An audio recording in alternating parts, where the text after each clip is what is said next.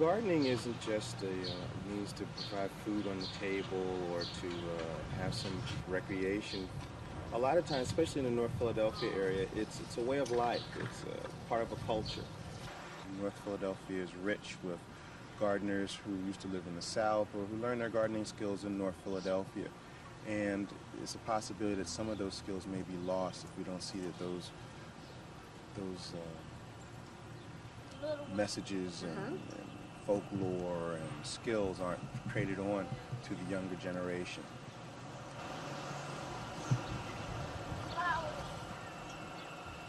Potatoes.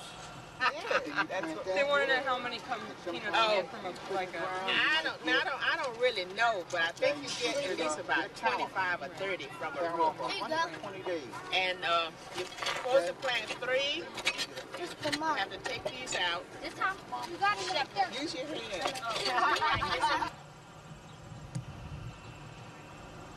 Come here. We raised just about everything in the South. You would call tobacco, corn, cucumbers, wheat, and just all of that stuff we had. And I plant with Anthony and I'm planting peanuts and all that stuff if they could get it. They got special sections where they grow different things. I wanted to grow strawberries. Tomatoes, peppers, and cauliflower. Because when we about to go somewhere that day, You plant them today? I got brown hair. See them on both ears, Bob. And I worked in the fields as a young child, picking up potatoes and planting corn and thinning corn, all that sort of stuff that children do. That's what the children's jobs. Right here is a sweet potato. This is peanuts. And this is a collard green. And this is tomatoes. This is hot peppers, and this is sweet peppers.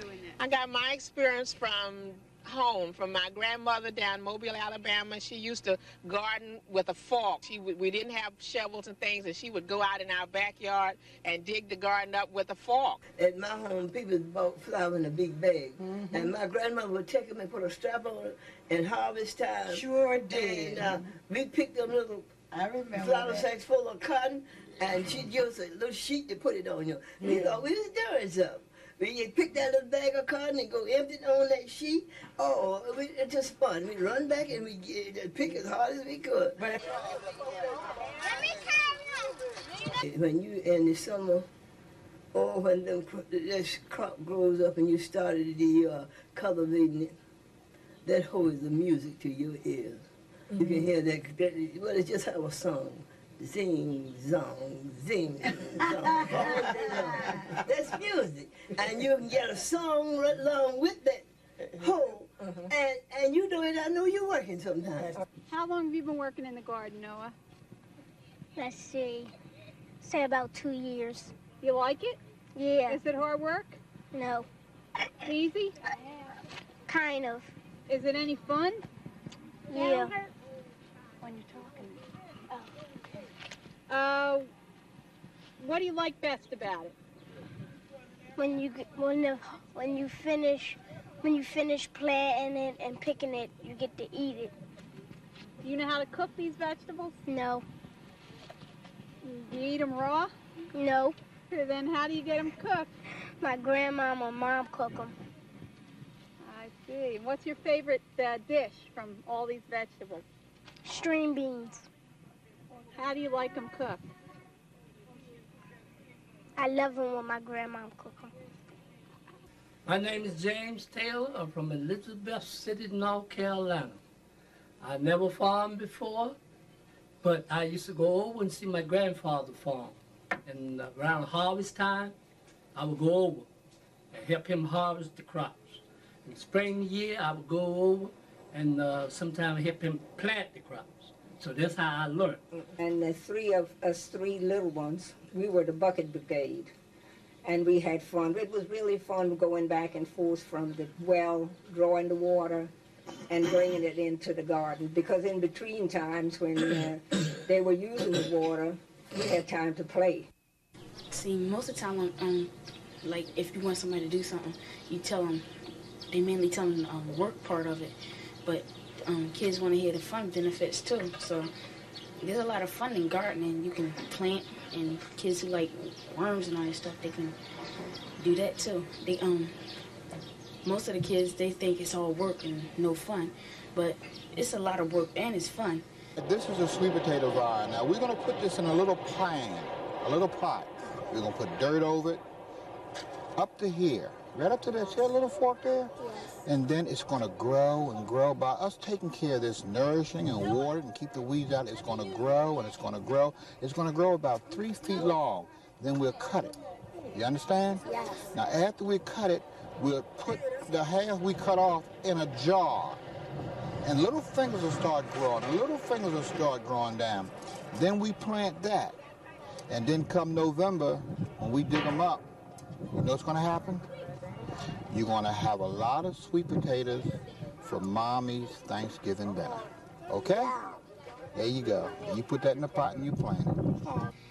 Now, today I'm going to learn how to plant things like sweet potatoes, cauliflower, vegetables, greens, and sweet potatoes. That's my favorite. Yum, yum. I can't wait to eat those up.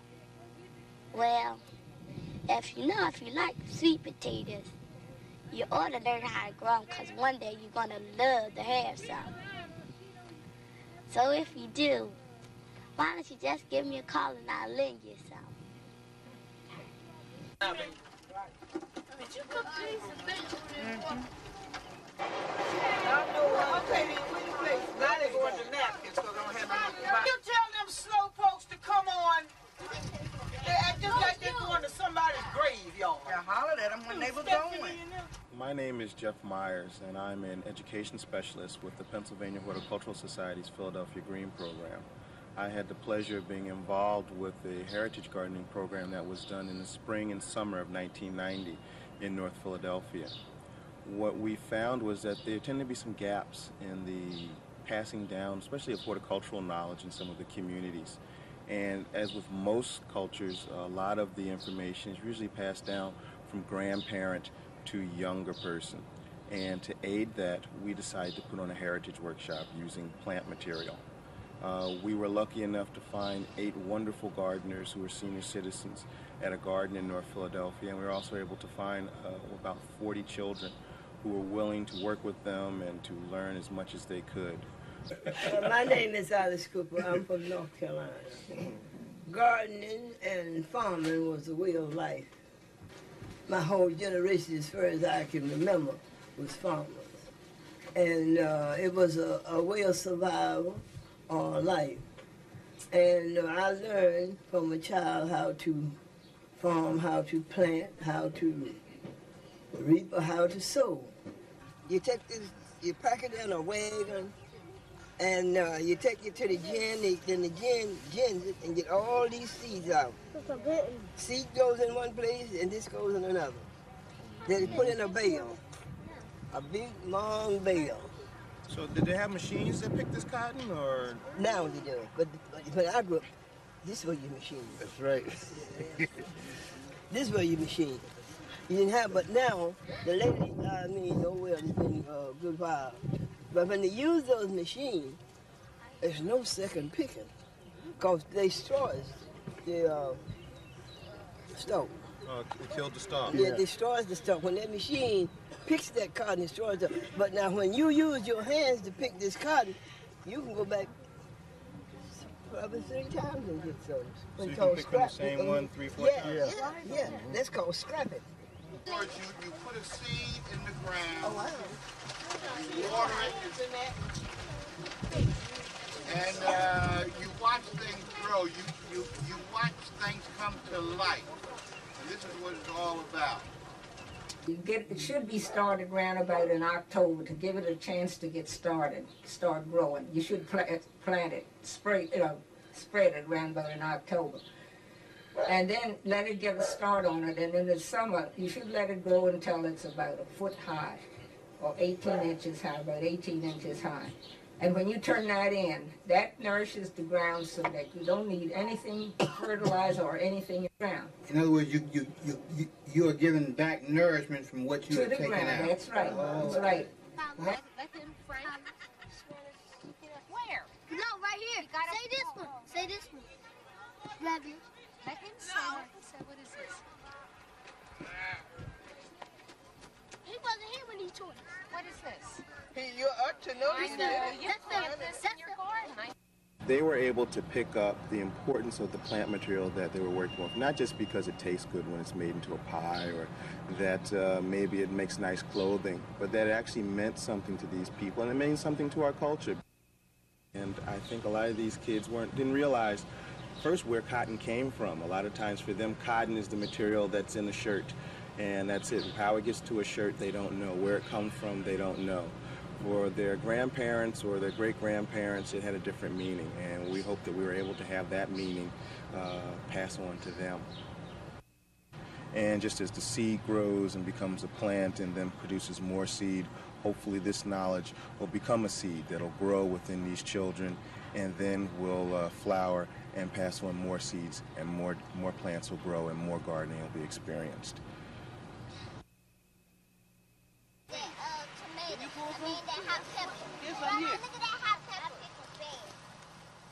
Did they ever tell you why they planted 3 seeds in the hill? No.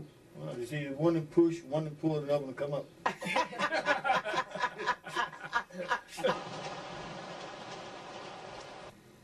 So I would watch Papa. That's what I call Papa.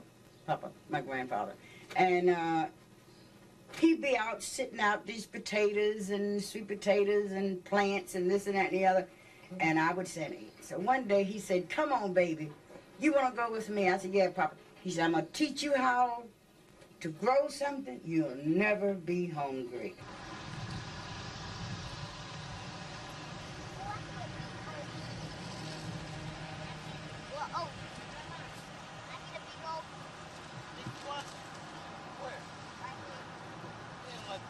When they grow, you gotta pick them off and eat them.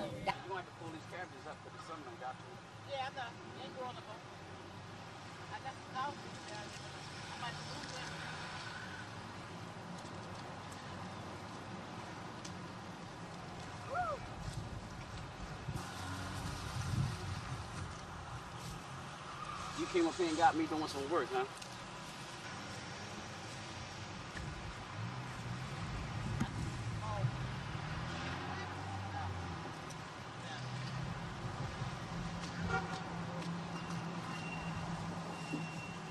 A tomato!